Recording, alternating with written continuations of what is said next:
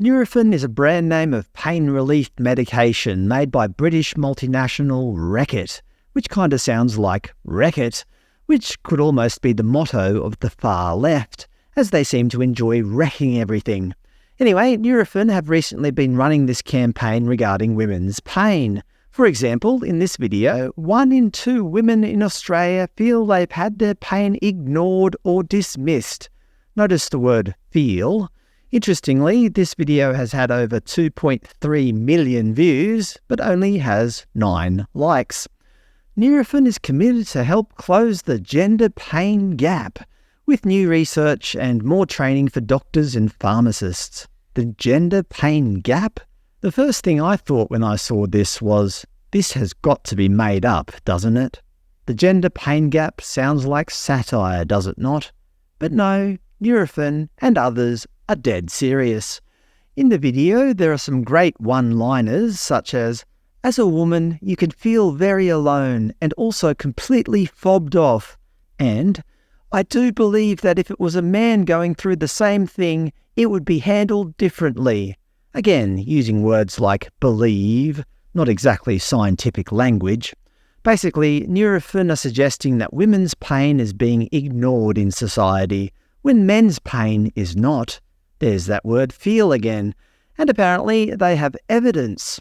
Nurofen Gender Pain Gap Index Report 2024, sponsored by, you guessed it, Reckitt, the owners of the pain medication company. Does anybody else smell conflict of interest here? I certainly do. Here's their website where you can download their report if you're really looking for some riveting late-night reading. Remembering that 1 in 2 women feel they had their pain ignored, so 50%, let's download the report released a few months ago in February. It shows a diagram stating over half of Australian women, 55%, feel their pain is ignored or dismissed compared to just 48% of men. 48%? Isn't 48% essentially half of men? I thought there was going to be like 3% of men or something. But no, it's almost half of all men, if indeed this credible research is correct. Okay, sure, there's a few percent difference, but it's not like it's massive.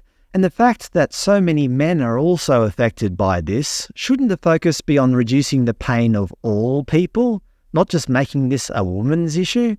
Is this not a contrived issue? Is it not just made up? Remember, this is all about feelings, so isn't it possible some men, stereotypically, are less likely to report this issue due to their masculine image, or whatever? And also, is it not possible, stereotypically, that some women are more emotionally responsive than men, and more likely to report this? Does this gender pain gap honestly exist? Remembering a pain relief medication company sponsored this. Furthermore, 51% of women surveyed believed there is a gap between genders when it comes to the identification and treatment of pains, compared with only 35% of men. What even is that? Half of women believe there is a gap? That's not even scientific. It's just their opinion. And they're publishing it in this pseudo-scientific report, sponsored by a pharmaceutical company who are in the business of selling pain medication. This has got to be a joke, hasn't it?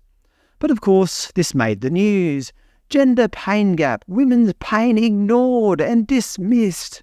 Noting that very same research found that almost half of men also had the exact same issue, but that doesn't seem to have made the headlines. The woke left government of Victoria have also jumped on the bandwagon, with the Allen government releasing a statement earlier this year. The gender pain gap revealed, and women aren't surprised. And of course, they've found another way to waste your taxpayer money by running a do-nothing inquiry into women's pain. The Premier also sent out a number of tweets last month, with one saying, "We know women are dismissed, ignored and gaslit in relation to their pain." So who are women being dismissed by? According to the Australia Institute of Health and Welfare in their 2022 Health Workforce Report, in 2020 the female-male ratio of the overall number of health professionals was 2.9, with a total of 476,000 women and 166,000 men registered and employed in Australia's health workforce. So there are almost 3 times as many women working in health as there are men. So if women's pain is truly being ignored, it's being ignored by other women. Although they do note that there are approximately 1.5 times as many male medical practitioners as there are female ones, noting that it's not just the job of doctors to manage pain. I'm sure the entire health workforce has a role to play.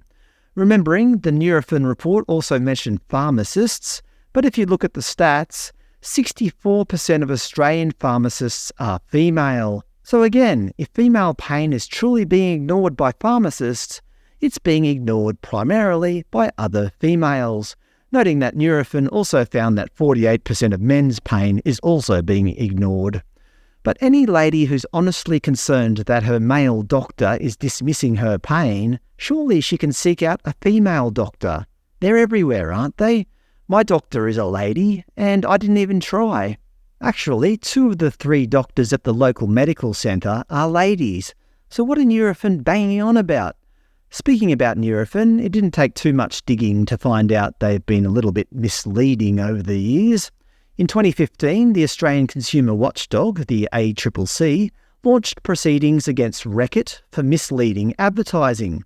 The federal court found that Reckitt had misled consumers with its Nurofen-specific pain range, things such as Nurofen back pain, period pain and migraine pain and so on, with the ACCC saying the products were found to be no more effective at treating the type of pain described on its packaging than any of the other Nurofen-specific pain products, containing the same active ingredient, 342 milligrams of ibuprofen lysine, and sold for almost twice the price, with the court ordering that the products be removed from retail sale within 3 months, although Nurofen seemed to try to skirt the ruling by sticking a warning message on their boxes.